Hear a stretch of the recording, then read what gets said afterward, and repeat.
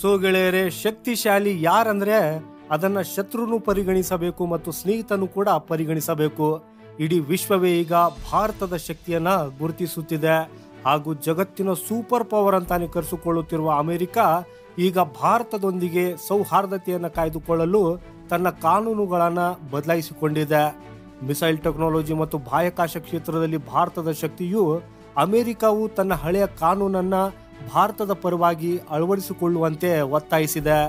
Actually ಇತ್ತೀಚೆಗೆ white ಹೌಸ್ನ principal deputy national security adviser Jon Finer ಅವರು ಅಮೆರಿಕವು ತನ್ನ ಮಿಸೈಲ್ ಟೆಕ್ನಾಲಜಿ ಕಂಟ್ರೋಲ್ ರೆಜಿಮ್ ಅಂದ್ರೆ MTCR ನ ಅಡಿಯಲ್ಲಿ ರಫ್ತು ನಿಯಂತ್ರಣ ನೀತಿಗಳನ್ನ ಅಪ್ಡೇಟ್ ಮಾಡ್ತಾ ಇದೆ ಅನ್ನೋದನ್ನ ಘೋಷಿಸಿದರು.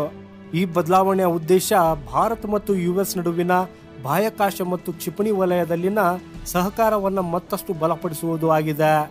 ಈ MTCR ಎಂತ ಒಂದು ಒಪ್ಪಂದ ಆಗಿದೆ ಅಂದ್ರೆ ಇದನ್ನು 1986ರಲ್ಲಿ ಮಿಸೈಲ್ ಮತ್ತು ಅದರ ಟೆಕ್ನಾಲಜಿ ಪ್ರಸರಣವನ್ನ ತಡೆಗಟ್ಟುವುದಕ್ಕಾಗಿ ರಚಿಸಲಾಗಿತ್ತು. ಭಾರತವು 2016ರಲ್ಲಿ ಈ ಒಪ್ಪಂದದ ಸದಸ್ಯವಾಯಿತು. MTCR ನ ಕೆಲವು ಮಿತಿಗಳಿಂದಾಗಿ ಭಾರತೀಯ ಮತ್ತು ಅಮೆರಿಕನ್ ಕಂಪನಿಗಳ ನಡುವೆ ಪಾಲುದಾರಿಕೆಯಲ್ಲಿ ಅಡೆತಡೆಗಳು ಬರ್ತಾ ಇದ್ದವು ಹಾಗೂ ಅಮೆರಿಕ ಈ ಅಡೆತಡೆಗಳನ್ನು ತೆಗೆದು ಹಾಕುವುದಕ್ಕಾಗಿ ಈಗ ನಿರ್ಧರಿಸಿದೆ. ಯಾಕಂದ್ರೆ ಇದರಿಂದಾಗಿ ಭಾರತೀಯ ಮತ್ತು ಅಮೆರಿಕನ್ ಕಂಪನಿಗಳು ಒಟ್ಟಿಗೆ ಕೆಲಸ ಮಾಡಬಹುದು. ಇದರ ಅಡಿಯಲ್ಲಿ ಈಗ ಈ ಎರಡೂ ದೇಶಗಳು ತಮ್ಮ ಕ್ರಿಟಿಕಲ್ ಟೆಕ್ನಾಲಜಿಯನ್ನು ಕೂಡ ಪರಸ್ಪರ ಶೇರ್ ಮಾಡಬಹುದು. ಭಾರತದ ಚಂದ್ರಯಾನ ಮತ್ತು ಮಂಗಳಯಾನದಂತಹ ಬಾಹ್ಯಾಕಾಶ ಕಾರ್ಯಾಚರಣೆಗಳು ಇಡೀ ಜಗತ್ತನ್ನ ಬೆಚ್ಚಿ ಬೀಳಿಸಿದವು. ಅದಕ್ಕಾಗಿ ನಾಸಾನು ಕೂಡ ಭಾರತದ ಈ ಯಶಸ್ಸನ್ನ ಶ್ಲಾಘಿಸಿದೆ. ಸೊ ಈಗ ಅಮೆರಿಕವು ಭಾರತದ ಜೊತೆ ಕೂಡಿಕೊಂಡು ಕೆಲಸ ಮಾಡುವುದಕ್ಕಾಗಿ ಬಯಸ್ತಾ ಇದೆ. ಯಾಕಂದ್ರೆ ಇದರಿಂದ ಎರಡೂ ದೇಶಗಳು ಬಾಹ್ಯಾಕಾಶ ಕ್ಷೇತ್ರದಲ್ಲಿ ಹೊಸ ಎತ್ತರವನ್ನ ತಲುಪುವುದಕ್ಕಾಗಿ.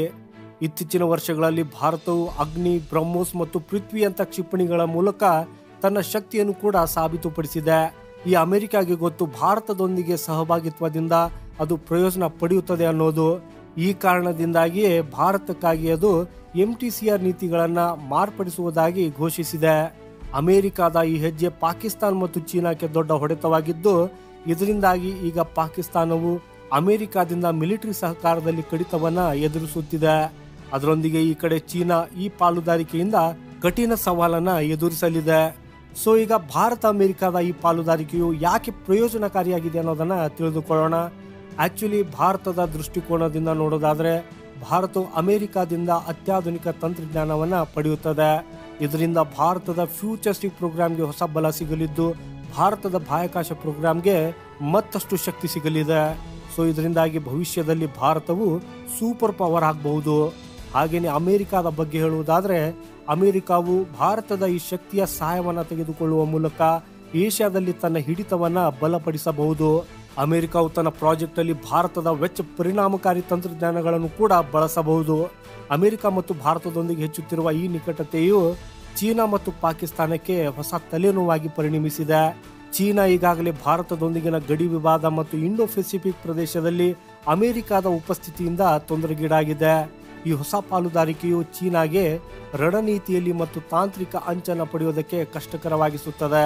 ಪಾಕಿಸ್ತಾನದ ಮೇಲಿನ ಮಿಲಿಟರಿ ಸಹಕಾರಕ್ಕೆ ಕಡಿವಾಣ ಹಾಕಿರುವ ಅಮೆರಿಕ ಇದೀಗ ಭಾರತದೊಂದಿಗೆ ನಿಕಟ ಸಂಬಂಧ ಬೆಳೆಸುವ ಮೂಲಕ ಪಾಕಿಸ್ತಾನದ ನೀತಿಗಳಿಂದ ತನಗೆ ಸಂತಸವಿಲ್ಲ ಅನ್ನೋ ಸ್ಪಷ್ಟ ಸಂದೇಶವನ್ನ ನೀಡಿದೆ. ಅಮೆರಿಕದ ಈ ಹೆಜ್ಜೆಯು ಭಾರತದ ಬೆಳೆಯುತ್ತಿರುವ ಶಕ್ತಿ ಮತ್ತು ವಿಶ್ವ ವೇದಿಕೆ ಮೇಲೆ ಅದರ ಪ್ರಭಾವವನ್ನ ತೋರಿಸುತ್ತದೆ ಹಾಗೂ ಭಾರತ ಈಗ ಕೇವಲ ಪ್ರಾದೇಶಿಕ ಶಕ್ತಿಯಾಗಿರದೆ ಜಾಗತಿಕ ಶಕ್ತಿಯಾಗಿ ಮಾರ್ಪಟ್ಟಿರುವುದು ಸ್ಪಷ್ಟವಾಗಿದೆ. ಸದ್ಯಕ್ಕೆ ಭಾರತ ಮತ್ತು ಅಮೆರಿಕ ನಡುವಿನ ಈ ಹೊಸ ಪಾಲುದಾರಿಕೆಯು ಕೇವಲ ಎರಡು ದೇಶಗಳಿಗಷ್ಟೇ ಅಲ್ಲದೆ ಇಡೀ ಏಷ್ಯಾ ಮತ್ತು ವಿಶ್ವಕ್ಕಾಗಿ ಒಂದು ಹೊಸ ಅಧ್ಯಾಯವನ್ನ ಬರೆಯಲಿದೆ. ಸೊ ಗೆಳೆಯರೆ, ಇದರ ಬಗ್ಗೆ ನಿಮ್ಮ ಅಭಿಪ್ರಾಯವೇನು? ಭಾರತ ಮತ್ತು ಅಮೆರಿಕದ ಈ ಪಾಲುದಾರಿಕೆ ಜಗತ್ತಿನಲ್ಲಿ ಒಂದು ಹೊಸ ಇತಿಹಾಸವನ್ನ ಸೃಷ್ಟಿಸಲಿದೆನಾ? ಹೌದು ಅಥವಾ ಇಲ್ಲ ಅಂತ ಕಮೆಂಟ್ ಅಲ್ಲಿ ಬರೆಯೋದ್ರ ಮೂಲಕ ನಿಮ್ಮ ಅಭಿಪ್ರಾಯವನ್ನ ಖಂಡಿತ ನಮಗೆ ತಿಳಿಸಿ. ಭಾರತಕ್ಕೆ ಸಂಬಂಧಪಟ್ಟಂತ ಈ ರೀತಿಯ ಮಾಹಿತಿಗಳಿಗಾಗಿ ಈ ವಿಡಿಯೋನ ಲೈಕ್ ಮಾಡುತ್ತಾ ಚಾನೆಲ್ ಸಬ್ಸ್ಕ್ರೈಬ್ ಮಾಡೋದನ್ನ ಮರೆಯದಿರಿ. ಸಿಗೋಣ ಮುಂದಿನ ಮತ್ತೊಂದು ಇಂಟ್ರೆಸ್ಟಿಂಗ್ ಮಾಹಿತಿಯೊಂದಿಗೆ. ವಂದೇ ಮಾತರಂ. ಭಾರತ್ ಮಾತಾ ಕಿ ಜೈ.